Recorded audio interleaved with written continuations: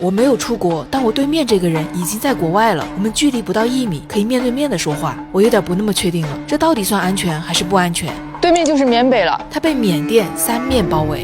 我在中國版圖上找到了這個非常特殊的地方，生活在被國境線圍住的小角落裡，會是一種多麼獨特的體驗。我開着車來到了雲南瑞麗。在瑞麗找了一個制高點，站在這兒就能直接俯瞰緬北，這也太近了啊！近到不需要遠眺，你就能把緬北看得清清楚楚；近到懷疑自己是不是走得太靠前了。我來到這兒都能收到外交部的短信了，提醒我在境外注意安全。問題是我人還在中國，我突然意識到地圖上的邊境線在現實中能讓手机定位和眼睛都產生錯覺，這裡真的很東南亞。看到緬北那邊，其實最突出、最顯眼的就是眼前的這棟酒店，還寫着中文啊，什麼國際酒店。如果你去過緬北，你大概會知道，這種樓往往不只是酒店，就是電站園區了。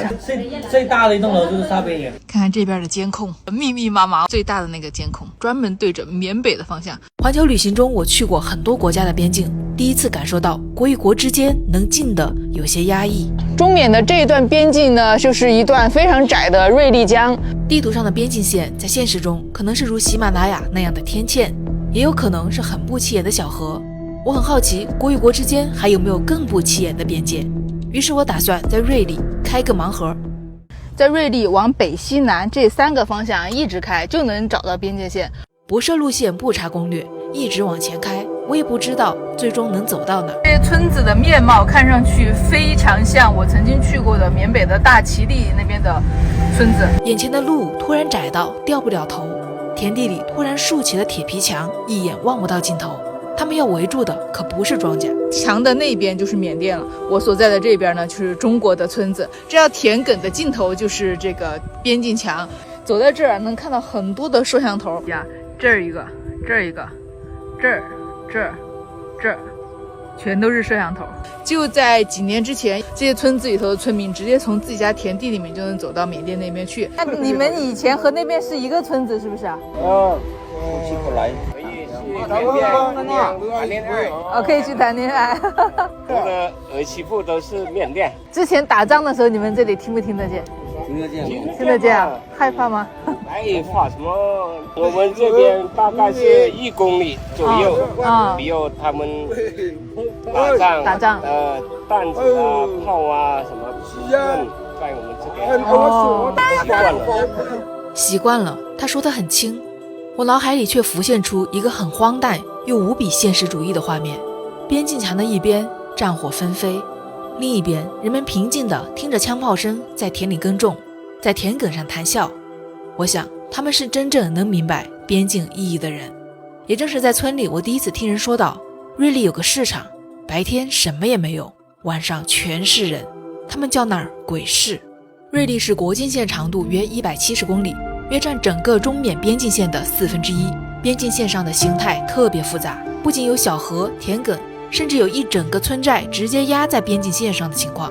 一個村居然能分屬2個國家，試想一下，如果我住在那兒，大概是既新奇又頭疼的感覺吧。现在這邊呢，就是屬於中國的，這個是中緬的71號界碑。往左邊看，左邊的這些房子就已經屬於緬甸的。但是很有趣的是，他們在一段時間內還是能共享很多東西。中國這邊叫營井，緬甸那邊叫芒秀。芒秀村的小朋友每天跨越國境線來營井村上學，上學出國，放學回國。營井村開發成了一寨2國景區。芒秀村的村民不出村子就能做外國人的生意，一道鐵柵欄隔開2個國家，卻能神奇地實現讓中國人與緬甸人站在自己的土地上面對面聊天。你們是緬甸的嗎？是的。你們是家在這個村子？是的。滿球。那你們可以來這邊嗎？可以來。那國門就可以過來。這邊有你們認識的人嗎？這裡有的。在被緬北3面包圍的瑞麗市，最高峰時期外籍人口占全市人口的1/4。某種意義上，瑞麗的國際化程度甚至遠超北上廣深。於是我在瑞麗找到了一條令人困惑的街區。我身後這邊是瑞麗一條很普通的街道，對不對？但是我們轉過來，身後就完全不一樣了。是一點也看不懂，看不懂，一個字都看不懂。究竟誰是外國人？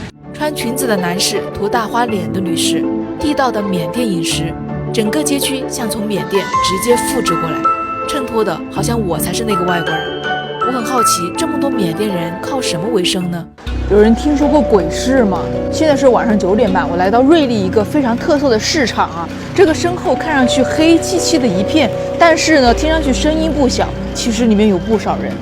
在一片黑暗中閒逛，被攤主們躲在黑暗中打量，這種感覺很奇怪。直到我看清楚了他們在做什麼，他們都在拿着手電筒对着一塊塊的翡翠原石，價值不菲的手鐲啊、吊墜啊，全是從這些石頭裡面開出來的。這些石頭就像那些建築建材一樣，全部就這樣堆在路邊。這個就是瑞麗的特色。我可以介紹看一下，看一下嗎？好不好？還藍的，我打開看一下啊。牛逼的啦！這已經不是市場了，更像是一種生動的邊境生存哲學。白天邊境是線，晚上邊境消失。鬼市裡黑夜抹平了大家的不同，就像在瑞麗，面孔與國籍不重要，鬼市裡人人都圍繞着石頭打轉。在瑞麗，大家也不過是圍繞着生活打轉，只要你願意拼，總能留下来。在瑞麗，我第一次真正看見了邊境線的各種樣子，是牆、網、河、村子，是攝像頭，也是一句習慣了。邊境不是對自由的限制，只是提醒你每一步都不是理所當然。